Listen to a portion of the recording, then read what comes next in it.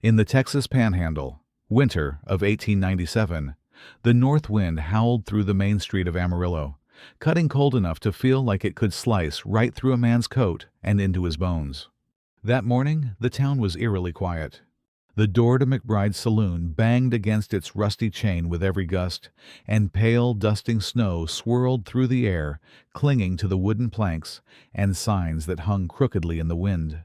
People moved quickly, heads down, scarves pulled tight, not bothering to look around. In weather like this, nobody cared to notice much of anything, least of all the boy standing still under the overhang of Claymore's general store. He couldn't have been more than 8, thin as a fence post, bare feet cracked and bleeding against the frozen slush. His threadbare coat hung off his shoulders like an old rag, no match for the wind. He stood there shivering, arms wrapped around himself, staring at the barrel of shiny red apples out front. He stared for a long time. Then he reached out, timidly, and barely touched one when a sudden kick caught him square and sent him sprawling into the steps. Hot blood from his nose smeared across the icy mud, steaming faintly in the cold. The drunk, Luther Barnes, stood over him, weaving in his boots, breath reeking of whiskey, voice rough and mean. "Filthy little beggar. You think you can touch something you didn't pay for?" "Get out of here!" The boy didn't move. He just lay there, clutching the apple in his small hands, his wide blue eyes blank and silent, refusing to let go. Luther spat into the snow, sneering. "Didn't get it yet, huh? Guess I gotta teach you proper." He stepped back to take another swing, and that's when the sound of boots hit the boards. Slow, heavy, measured. A figure stepped out from the doorway of McBride's saloon. Tall, broad-shouldered, wrapped in a gray duster, wide brim hat pulled low over his face. But his eyes, steel gray and sharp as a knife's edge, fixed on Luther like a hunter fixes on a wounded wolf. He didn't shout. He didn't have to. His voice was low and steady. "Pick up the apple." Luther froze, blinking stupidly. Then he laughed a short, mocking laugh. "What? What'd you just say?" The man repeated himself, each word landing like a hammer blow. "Pick. Up. The apple." Nobody saw what happened next. Not clearly. A blur of motion, a single clean punch, and Luther collapsed face first into the mud, out cold. The man crouched, extended a calloused hand to the boy. "What's your name, son?" The boy stared up at him, silent for a long time, blue eyes trembling like a frozen pond beginning to crack. Finally, in a voice no louder than a whisper, he said, "Joshua." The man nodded once. "Come with me." The boy hesitated, then slid his tiny, ice-cold hand into the man's. And together they walked away, leaving the mud and the wind and the silent stares of the town behind them, both of them unaware that this moment would change everything. Forever. The road from Amarillo to Carter Ranch stretched long and empty, blanketed in white on both sides, with wagon ruts carved deep into the frozen ground. The sky had darkened to a deep ember red along the horizon, like a burned scar fading into night. The north wind still howled, lashing at coats and scarves, but Joshua no longer felt cold. He sat, huddled in the corner of the wagon bed, clutching the cracked apple in both hands, eyes fixed on the wooden floorboards. Every so often, he stole a glance at the man holding the reins beside him. Broad shoulders.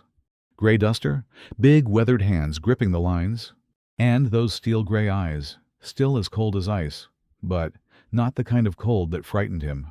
Neither of them spoke the entire way. The ranch came into view, just past a stand of cottonwoods, a lone house set against the wide white fields. It was a sturdy wooden home, square and solid, with a broad porch and warm light spilling through its windows. Beside it stood a barn, a hayshed, and a frozen well. The whole place was quiet and solitary, yet you could tell someone had cared for it.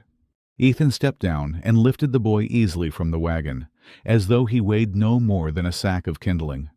He didn't ask anything, just handed Joshua a wool blanket from the seat and opened the door. Inside, the house was filled with warmth. The smell of beef stew lingered in the air. Joshua froze on the threshold, bare feet hovering over the clean wood floor like he was afraid to step in. Ethan placed a firm hand on his shoulder, giving him a little nudge. Go on. Nobody's gonna hurt you here. Joshua shuffled in, still clutching the apple to his chest.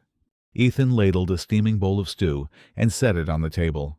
Joshua perched at the edge of a chair, wary, then brought the spoon to his lips. The smell of beef and carrots almost made his chest ache. He ate slowly at first, then faster, almost desperate to the point of choking. Ethan leaned back in his chair, watching quietly. He didn't touch his own dinner, just sipped his coffee, those gray eyes studying every motion. Something stirred in them, a deep, old ache, like roots buried in frozen earth. That night, Ethan fixed a place for the boy on the sofa by the fire. He stoked the flames high and steady, then retired to his own room, shutting the door softly behind him. But less than an hour later, he was awakened by screams. Joshua was thrashing on the sofa, kicking, fists clenched, crying out in his sleep, "No, no, please, don't!" Ethan crossed the room in 3 strides and dropped to one knee. He gripped the boy's shoulders firmly, his voice low and steady, warm as embers. "Hey, hear me. You're safe now. Nobody's gonna hurt you." Joshua jolted awake, gasping, eyes wide and wild. The firelight glinted in those blue eyes, still clouded with fear. Ethan didn't let go. He only squeezed a little tighter, repeating, slower this time, "You're safe here. Sleep." Gradually, Joshua stilled. His breath came easier. He didn't say anything, just leaned into the man's chest, like instinct. Ethan sat there a long time, his hand resting lightly on the boy's small shoulder, his gaze fixed on the flames dancing in the hearth, eyes as deep and quiet as the night outside. The next morning, the sky was clear, though the air still cut like a knife. A thin sun glowed weakly behind a veil of frost, and the snowy fields stretched wide and quiet, sparkling like white cotton. Joshua woke to find himself still on the sofa, tucked in under a heavy quilt. The fire had burned down to glowing coals. He sat up slowly, glancing around the strange house. The kitchen smelled faintly of coffee and warm bread. On the table sat a plate of fried eggs and biscuits, still steaming, with a note left under a mug, written in a firm, steady hand. "Eat. Find me outside when you're done." Joshua picked up the note and stared at it for a while. The words were plain, but the strong, deliberate strokes made him feel something he couldn't name. He ate carefully, pulling on the oversized gray duster Ethan had left for him, then stepped outside. Carter Ranch in the morning felt like a different world. Horses snorted in the cold, pawing at the snow near the fence. Icicles glinted along the eaves. The wind moaned through the cottonwoods like a distant whistle. Ethan was near the well, breaking the ice with the edge of a bucket. He glanced at the boy once and said simply, "Come here." Joshua obeyed, shuffling over. Ethan handed him an old pair of leather gloves. "Put these on. Cold'll break your fingers otherwise." That day, he didn't make Joshua do anything heavy. He showed him how to carry hay, how to tie a halter properly, how to brush down a horse and pour water into the troughs. Joshua said almost nothing, keeping his head down, but Ethan noticed. The boy was watching. Every movement, every sound, memorized like it might disappear. That night, they sat by the fire again. Ethan served him another bowl of stew and waited quietly while he finished. Every now and then, Joshua caught the man watching him, and for the first time, it didn't feel so much like judgment. That second night, Joshua didn't scream. He stirred a little, restless, but then settled. Ethan stood outside on the porch, hands in his pockets, cigarette smoke curling upward in the wind. He knew the real storm hadn't come yet, and he was right. On the third day, as Joshua was herding the horses, a rider appeared at the gate. A tall, thin man in a long coat, hat pulled low. Ethan opened the gate and studied him coolly, his steel gray eyes hard. "What do you want?" The man looked up, voice quivering just slightly. "Name's Richard Parker. I'm the boy's uncle." Ethan stood silent, one hand resting on the gate. Richard dropped his eyes to the snow before looking back up. "Mary Parker, my sister, ran off with some bastard 2 years back. Nobody's seen her since. But I know she had a boy, about his age. Jacob Parker." At the sound of that name, Joshua froze. The apple in his hand slipped from his fingers and tumbled down the porch steps. Ethan turned to him slowly, waiting. Joshua shook his head, his lips pressed tight, but his blue eyes locked on Ethan, trembling yet firm. You're my family. Richard flinched. He stood there for a long while in the wind, before finally sighing. I see. If he believes that, I won't press. Just let me visit sometimes, Ethan nodded once. That's up to the boy. Richard mounted his horse and rode off, his figure swallowed by the falling snow. Ethan stayed there on the porch, watching the road fade into white. Joshua stood beside him, fists clutching the edge of the duster, silent. Because both of them knew the real storm was still coming. In the days that followed, the north wind eased and the snow stopped falling. Carter Ranch settled back into its quiet rhythm. Morning fires, breaking ice at the well, running the horses, mending the sagging fences. Joshua shadowed Ethan everywhere, silent but watchful, learning each movement and every beat of the man's work. He no longer woke screaming at night. The bruises on his arms and legs began to fade, and his blue eyes, little by little, grew clearer. Sometimes, when Ethan wasn't looking, Joshua would glance at him as he tightened a halter, then drop his eyes with a shy little smile. Ethan didn't look back, but there was the faintest twitch at the corner of his mouth, just enough for the boy to know he'd been seen. But peace like that, on this land, never lasted long. One cold afternoon, as Ethan stoked the kitchen stove and Joshua was hanging up a wash line outside, the sound of fast hooves shattered the quiet. Both of them stopped what they were doing, turning toward the porch. A lone rider tore up the road, his horse lathered and blowing, mud spraying from under its hooves. He didn't bother to tie it or greet them. He just leaned low in the saddle, spitting his words toward Joshua like venom. You tell Carter. Samuel Barnes is out, and he's asking where his boy is. Joshua froze. His face went white as snow, lips trembling but silent. The rider jerked his chin, spat into the dirt, then turned his horse and galloped away, leaving deep, muddy prints on the porch steps. Ethan said nothing at first. His steel-gray eyes locked on the boy, darkening like a storm about to break. His voice was quiet, but hard. You heard what he said? Joshua swallowed hard, his voice barely a whisper. Samuel Barnes. Ethan left the kitchen then and there. He shrugged on his coat and slipped out the door, heading for town as dusk settled over the ranch. That whole night, Joshua sat alone by the fire, his small hands clutching the edge of his chair until his knuckles turned white. When Ethan finally returned, he brushed snow from his hat, dropped a sack of supplies on the table, and set his rifle against the wall. His eyes were cold and sharp as the wind outside. He didn't need to explain, but he did anyway, in a low, measured tone. He's out. Nobody had the guts to testify. And now he's saying he's coming to take back what's his. Joshua flinched, but didn't look away. There was something in his young face now, a strange, quiet steel. I'm not going back to him. Ethan studied him for a long moment. Then he sank into a chair and laid a heavy, steady hand on the boy's shoulder. You don't have to protect yourself anymore. Not here, not ever again. That night, Carter Ranch was quiet, as if nothing had changed. The wind moaned over the roof, and the fire popped in the hearth. But out on the porch, Ethan sat in his chair, rifle laid across his lap, eyes fixed on the dark horizon. And somewhere deep in his chest, a promise burned hotter than the fire inside. If he comes back, he'll regret it. The next day, the wind fell silent. The sky turned a heavy, leaden gray, thick with the promise of more snow. Carter Ranch sat in an eerie quiet, as if even the land itself was holding its breath, waiting. Ethan was up before dawn.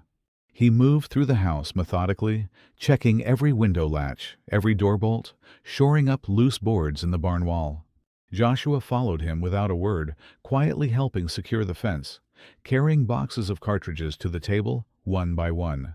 Inside, Ethan laid his Winchester rifle on the table and began stripping it down, cleaning each piece with steady hands. Beside it lay an old Colt revolver Joshua hadn't seen before. Ethan slid it toward him, his gray eyes asking without words, "Can you hold this?" Joshua stared at the gun, swallowed hard. There was a flicker of fear in his eyes, but then he nodded. His small, trembling fingers closed around the grip. Ethan said nothing, just gave a faint nod, and that was enough. That night, neither of them slept. Joshua sat curled up in the rocker by the window, a blanket wrapped tight around him, eyes wide and fixed on the snowy yard beyond. Ethan sat outside on the porch, boots propped on the railing, rifle resting across his lap, his breath rising in pale clouds. The wind picked up again, moaning through the eaves like a hungry wolf. Somewhere out in the barn, hooves stamped nervously on the frozen floor. Joshua heard it, tensed. But when he glanced through the frosted glass and saw Ethan's silhouette still steady in the chair, he let himself exhale. By morning, the sky was white and thick with falling snow. Ethan came in, shook the frost from his coat, lit the stove, and poured himself coffee. Joshua crept into the kitchen, ladled out a bowl of porridge, but kept glancing toward the yard. When he finally spoke, his voice was quiet, hesitant. Will he come today?" Ethan didn't turn. His voice was low but certain. "Could be." Then, after a long pause, his gray eyes met the boys. "But we're ready. And so are you." The day dragged on, heavy and slow, like a block of black ice pressing down on their chests. All afternoon, Ethan stayed within a few steps of the house, checking each corner, every lock, every sight line from the porch. Joshua trailed him, his small hands clutching the Colt, hidden in his coat pocket, like it was the only warmth he had left. By dusk, as the last light faded, the snow was falling thick. And then, the sound of hoofbeats. Not fast, not frantic, just steady, deliberate, like the knock of fate at the door. Joshua stood by the window, heart hammering like a drum. Ethan placed a firm hand on his shoulder and squeezed gently. "Steady now. When he comes, we'll know." That night, Carter Ranch lay still. Outside, the wind screamed through the dark, rattling the roof and whistling through the eaves. Inside, Ethan sat in his chair on the porch, eyes fixed on the black horizon, rifle across his knees. Joshua lay on the rocker just inside the door, blanket pulled tight, staring into the shadows. And in the dark, Ethan murmured quietly, more to himself than anyone else, "Come on then, let's see what you've got." That night, the sky was black and heavy as iron, snow falling thick, the wind cutting through the eaves and making the whole house groan. Carter Ranch stayed silent, the firelight in the hearth casting a warm, golden glow across the wooden floorboards. Joshua didn't sleep. He sat curled up in the rocker, eyes wide, his small hands gripping the Colt hidden under the blanket. Every howl of wind made him flinch, but his gaze kept drifting to the frosted window, where Ethan's shadow still sat out on the porch, unmoving, his rifle laid across his lap. The storm seemed to ease, just in time for the hoofbeats. Not fast, not frantic. Slow, deliberate. Each strike in the snow heavy and final, like a heartbeat of fate itself. Joshua stiffened. His breath caught. Ethan was already on his feet, broad shoulders filling the doorway. He turned his head just enough for Joshua to see the steel in his eyes before he stepped outside. Through the falling snow, 3 riders emerged. Leading them was a big man in a black coat, sitting his horse with a kind of cruel confidence. His face was weathered and dark, his eyes cold, his smile thin and jagged. Samuel Barnes. He stopped his horse 20 paces from the porch, his voice carrying through the quiet, rough but clear. "Carter, it's been long enough. I came to take back what's mine." Ethan stepped off the porch, boots crunching into the snow, rifle firm in his hands. His voice was low, steady, like stone rolling down a hill. "He is not." "Yours," Samuel scoffed, letting out a sharp, humorless laugh. "And what are you, huh? Some washed-up cowhand, thinking you can keep him? He doesn't know what he wants. He doesn't know what's good for him." Joshua rose from the rocker. His small frame was shaky but steady as he walked to the door, letting the glow of the firelight fall across his pale, determined face. Ethan didn't turn, but he knew. He spoke without taking his eyes off Samuel. The boy chose, and so did I. "You ride away right now, or you won't leave here in one piece." Samuel leaned forward in his saddle, his eyes narrowing to slits, his voice low and dangerous. "I'll give you one chance. Old man, leave him and you won't have to dig your own grave tonight." Ethan tightened his grip on the rifle, shoulders shifting slightly, but before he could speak, a quiet click cut through the night. Samuel's gaze dropped. Standing just beyond the porch steps, where the snow was deepest, was Joshua. Both hands wrapped around the Colt, hammer already drawn back, his blue eyes blazing in the darkness. His voice trembled, but the words came clear. "He's not the only one ready to shoot." The air went dead still. Even the wind seemed to hold its breath. Samuel stared at him, that thin smile fading. The two men with him shifted uneasily in their saddles, glancing at each other. Ethan's eyes softened, just a fraction, but his voice stayed hard as iron. "You hear that, Barnes? Both of us are ready." Samuel glared at Ethan, then at the boy. His chest heaved, breath steaming in the cold. Then he sneered, spat into the snow, and jerked his reins. "Tonight, I let it go. But remember, this ain't over." He wheeled his horse and rode off, his men following, hoofbeats fading into the snowy dark. Ethan lowered his rifle, turned, and looked at Joshua. The boy still stood firm, the Colt trembling in his hands, but his blue eyes steady and bright. Ethan placed a big, calloused hand on his shoulder and gave it a squeeze. "Good job, son." Joshua bit his lip and nodded. And in that white, frozen night, both of them knew this was only the beginning. By morning, the snow was knee-deep. Carter Ranch lay buried under a cold, white silence, but nothing about it felt calm. Joshua rose early, washed his face in freezing water, and quietly helped Ethan stack the woodpile. But he felt it, the same way Ethan did, that last night had not been the end. Samuel Barnes wasn't the kind of man to give up. All day, Ethan stayed close to the house. He led the horses into the barn, scraped ice from their hooves, checked every latch, every window.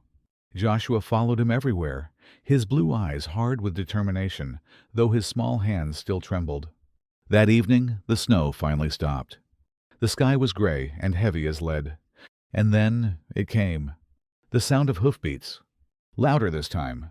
Heavier. Not slow and threatening, but fast and furious, like a storm rolling down from the hills. Ethan lifted his Winchester from its stand and checked the chamber. Joshua stood beside him, clutching the Colt tightly. Ethan's gray eyes flicked to him. "If you're not sure, you get to the cellar." Joshua shook his head. "I'm not leaving you." Ethan paused, then gave a single nod.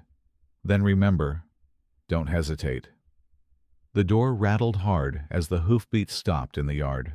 A harsh, cold voice cut through the night. "Carter, I'm here for what's mine. Don't make me kill you both." Ethan opened the door. Samuel Barnes stood there, this time with more than 2 men. A half-dozen riders sat behind him, rifles loose in their hands. Samuel's black coat billowed in the wind, his eyes gleaming with something darker than hate. "You're a damn fool if you thought I'd walk away," he snarled. Ethan stepped onto the porch, rifle balanced in his arms. "The boy's not yours. And you know it." Samuel's smile was jagged, cruel. He raised his revolver and leveled it at Ethan. "If he's not mine, then he's going to pay with his blood." And in that instant, Joshua stepped outside. The snow crunched under his boots as he stood before the doorway, Colt raised in both hands, his voice hoarse but steady. "You heard him. I'm not going back. Not ever." A gunshot rang out. No one would ever know who fired first. The yard erupted. Hooves tore the snow. Bullets hissed through the air. Ethan shoved Joshua to the steps, drew his sidearm, and fired back. Muzzle flashes lit up the yard. The snow kicked up in clouds. One of Samuel's men tumbled from his horse. Another screamed, clutching his arm. But Samuel still stood, like a wounded wolf, his gun locked on Joshua. Joshua sat in the snow, shaking, his finger tense on the trigger. Ethan's roar cut through the chaos. "No!" But the Colt in Joshua's hands thundered, and Samuel fell backward into the snow. The yard fell silent. The wind howled above them. Joshua let the Colt fall from his fingers, his small hands slick with blood, whether his own or someone else's, he didn't know. His wide blue eyes looked up at Ethan, full of terror and resolve all at once. Ethan stepped forward, dropped to his knees, and gripped the boy's shoulders, his voice rough but steady. You did what you had to. Joshua shook violently, but didn't speak. Ethan pulled him close, shielding the boy's face with his big hand. He looked around. The others had fled, leaving their leader lying in a dark pool against the snow. Ethan whispered low, just for the two of them to hear, "It's over now. Son, we made it." And in that white, frozen night, Carter Ranch finally fell quiet again. But they both knew they'd crossed a line they could never come back from. The next morning, pale sunlight broke through a thin layer of clouds, casting a weak glow over Carter Ranch. The snow had stopped falling, the sky clearer now, but the yard still bore faint streaks of red on the white. Joshua woke late. He was still wearing the same clothes from the night before, the blanket half draped over him, his blue eyes tired and hollow. When he walked into the kitchen, he saw that Ethan had already cleared Samuel's body and swept the yard. The violence of the night before now just lingered like a bad dream. Ethan didn't look at him as he poured coffee, just set a plate of eggs and toast on the table. "Eat." Joshua sat silently, breaking the bread into small pieces, his gaze drifting often to the window. By midday, the sound of hooves came, slower this time, cautious. Ethan stepped onto the porch to find Sheriff Blake riding up alone, his blue coat faded and his expression unreadable.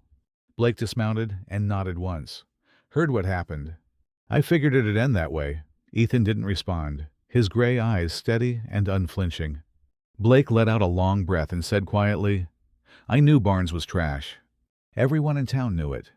But those hired men of his, their tongues are faster than their hands. They'll talk when they get back to town. You know how rumors work. Not easy to shake." Ethan's fingers tightened around the rifle stock, his voice low and heavy. "I wouldn't let him kill the boy. And I won't let anyone else touch him either." Blake nodded grimly, lowering his voice further. "I'm not saying you were wrong. Just understand, this ain't over yet. But I'll tell the council you acted in self-defense." Ethan didn't thank him, just inclined his head slightly, his eyes never leaving the sheriff's. Blake swung back into the saddle, glancing toward the doorway where Joshua stood watching. Kid's got guts. Even if the price was steep. As the sheriff rode away, his hoofbeats fading into the still air, Ethan turned back. Joshua stood there, his eyes a mixture of confusion and quiet sadness. Ethan stepped closer, laying a heavy hand on his shoulder. "What we did last night was what had to be done. But now, we have to learn how to move on." Joshua looked up at him then, and something new glimmered in his eyes. Not just pain anymore, but determination. They spent the rest of the day scrubbing the last of the blood from the yard, patching holes in the wood, picking up spent shells. By the time the sun dipped low, and the house glowed warm from the hearth fire, the ranch looked whole again. But neither of them forgot. That night, for the first time in many nights, Joshua moved closer on his own, resting his head against Ethan's shoulder and whispering, I don't want to go anywhere else. This is my home." Ethan froze for a moment. Then he wrapped his arm around the boy's small shoulders, his voice low, almost breaking. "Yeah, our home." And for the first time since his wife and son were buried, Ethan Carter felt like his heart still had room to live. They didn't know what storms still lay ahead. But that night, in the quiet ashes of what had been, they began to build again, what people call family. Spring crept back into the Texas plains, soft and quiet, carried on cool breezes that whispered through the budding grass. The snow melted into thick mud, and little green shoots began pushing up along the fences. Carter Ranch no longer looked dark and frozen, though it stayed quiet, wary, like the land itself hadn't yet dared to believe it had survived the storm. Joshua began sleeping through the nights again, no longer waking in panic. But he still rose before dawn, pulling on his battered boots and the oversized gray coat, stepping outside before Ethan even called. He learned quickly. By the time the last of the snow had gone, he could tie a proper halter, drive the horses, muck out the barn, and patch fences like a true ranch hand. Ethan watched from a distance, and every so often he gave a faint nod. He didn't say it out loud, but Joshua noticed. One afternoon, As they were prying ice from the eaves, Joshua suddenly asked, "Do you ever feel lonely?" Ethan froze, his gray eyes fixed on the green fields beyond. His voice was low, measured. "Used to. For a long time. Not anymore." Joshua looked up at him, his blue eyes soft but clear, and said quietly, "Me too." They didn't speak after that. They didn't have to. Day by day, they fixed what had been left to rot, rehanging the barn door, patching the kitchen wall, repainting the porch posts. Anyone who happened past Carter Ranch now would have had to admit it looked alive again. One Sunday afternoon, Ethan received a letter. The mailman handed him a crisp envelope, the handwriting neat and graceful. Ethan opened it, skimmed the words, then set it on the table for Joshua to read. "Elena Garcia, a widow from the next town over. She's asking if we could use a housekeeper." Joshua stared at him, worry flickering in his young face. "Do we need one?" Ethan stayed quiet for a long moment. Then his gray eyes softened. "I reckon it's time. Not just needed. Deserved." A few days later, Elena Garcia arrived. She stepped down from the wagon in a simple dress, her hair pinned, her brown eyes calm but unflinching. Her hands were calloused from work. Joshua watched her warily, suspicion in his eyes. But she just smiled, rolled up her sleeves, and went straight to work, scrubbing the kitchen, shaking out the bedding, scouring the rust from the wash basin. That night, Joshua sat out on the porch, watching her shadow move by the firelight inside. Ethan came up behind him, stood beside him for a moment, and said quietly, "Son, letting someone in doesn't make you weaker. It makes you stronger." Joshua didn't answer right away. But after a long silence, he nodded. Over the next few weeks, Elena didn't press him, didn't pry into his scars. She just baked bread, helped him write his letters straighter, and made sure his bowl of porridge stayed warm on cold mornings. And slowly, Joshua stopped flinching. That spring, Carter Ranch began to feel like a home again. More than that, inside two quiet, battered hearts, something even more important came back to life: trust. One night, after blowing out the lamp, Joshua looked up at Ethan and whispered, "I'll never let anyone take this away from us. This is family." Ethan held his gaze, seeing the fierce little spark in those blue eyes. And he answered, in a voice low and sure, "Yeah, family." Summer came early, dry and hot, turning the fields of Carter Ranch a golden honey under the harsh sun. The western wind swept over the hills, carrying the scent of dry grass and fresh paint from the newly repaired barn. There was always work to be done, and now Joshua carried much of it on his own shoulders.